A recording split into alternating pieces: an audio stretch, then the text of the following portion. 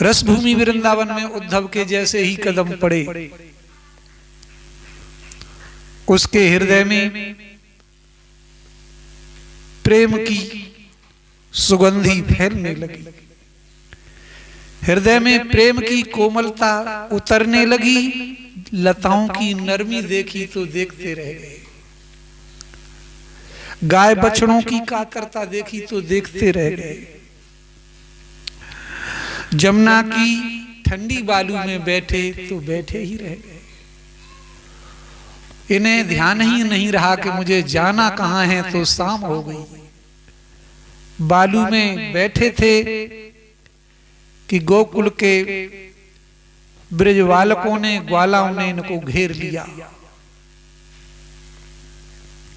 उद्धव बोले, भैया हम कौन हैं? ब्रजबालकों ने बताया कि आप उद्धव हो। हाँ मैं हूं तो उद्धव ही, परंतु मुझे जाना कहां है? आपको जाना होगा नंद यशोदा के घर। हाँ हाँ मुझे नंद यशोदा के घर जाना है, परंतु ये मैया यशोदा और नंद बाबा का घर कहाँ है? तो बालकों ने कह दिया सीधे सीधे चले जाओ, वो सामने वो नंद बाबा की ही पौड़ी है। उद्धव नंद बाबा के दरवाजे पर पहुंचे, दरवाजे से झांक करके अंदर का नजारा देखा। मैया है कि खाली पालने को हिला करके रो रही थी और गुनगुना रही थी। वो कभी अपनी किस्मत को तो कभी विधाता को गरिया रही थी। धिय पराए घर जाती तो सावन में घर आवती, पूत पराए देश गयो हैं, कौन सी रुत घर लाएगी। सुबह के भूले लला, शाम घर आइयो भला, तू सपने सुख हमारो, तू नैनन को जियारो। आइयो लौट दुलारे, खिलौना घर आइयो लौट हमारे। अत्यधीर मैया हो जाती, बाबा ने आए समारी, पूत पराए देश गयो नहीं, चुक गई चढ़ी उधारी बावरी। वो थे तो नहीं पूत तुम्हारे, खिलौना घर आइयो लौटे हमारे।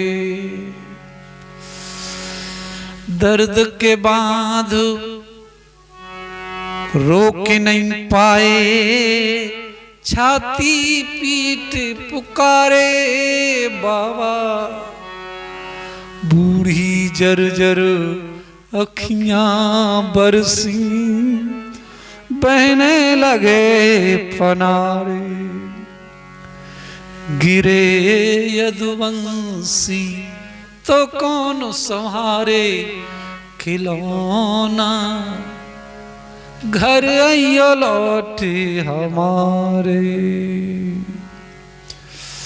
जननी क्यों जन लेते हैं अपने दिल के टुकड़े, खाए जाती हैं आत्मा रह रहे उठती हुक्म।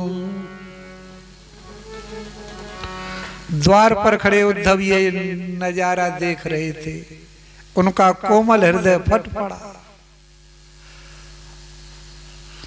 उद्धव दरवाजे पे खड़े रो रहे थे, ये सोच कर गए थे कि मैं समझा करके आऊंगा बाबा को और मैया को। इनके ज्ञान की पहली सीढ़ी तो यहीं खसक गई।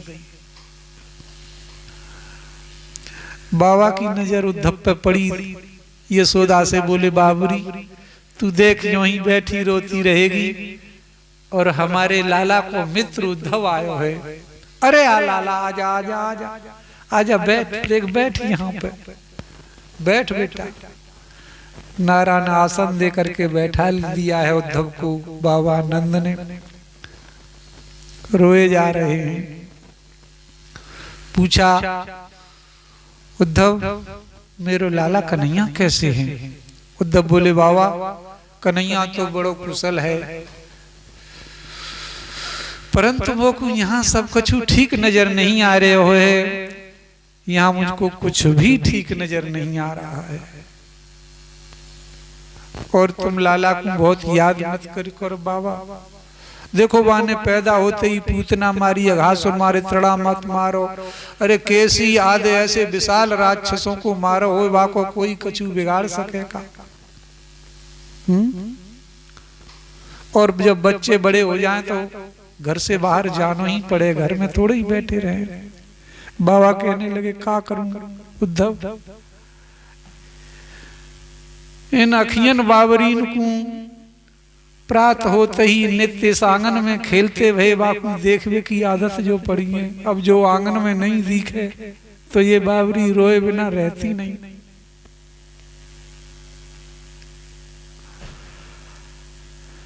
कहते हैं बातें करते करते रात में उद्धव को नींद नहीं लगी, सारी रात जागे। नंद घर आंगन वातावरण उस पीड़ा से, उस विरह वेदना से भरा पड़ा था। वहां विरह की व्याकुलता ने उद्धव के शरीर को, चित्त को घेर लिया। सुबह भोर में ही पीली पटे ही बिना मैया यशोदा को, नंद बाबा को बताए घर से निकल भागे और जमुना जी के रेत में सुबह सुबह भागे जा रहे थे कि वहां एक इनको पटक लगी तो उनका गर्दन तक सिर बालू में धंस गया। मानो प्रकृति स्वयं समझा रही थी, अरे उद्धव अभी तुम इन गोपियों की विरह वेदना की सुंदरता में बिना गोते लगाए अभी कहाँ भागे जा रहे हो? जिन्हें समझाने के लिए भेजा था उनसे मुलाकात कहाँ हुई है? देखा कि यमुना पुलन पर कुछ वृक्ष तले कुछ गोपियां बैठी हैं, वहां एकदम सुन्न सन्नाटा है। न यमुना की लहरों में कलकल की आवाज, ना ही पक्षियों का कलरव, पेड़ का पत्ता पत्ता भी शांत था। ये देख हृदय उद्धव का बैठने लगा। कह रहे हैं हे भैया कन्हैया, तुमने यहाँ वृंदावन में भेज करके मुझे कौन से लोक में आके फंसा दियो? कहाँ फंसा दियो भैया?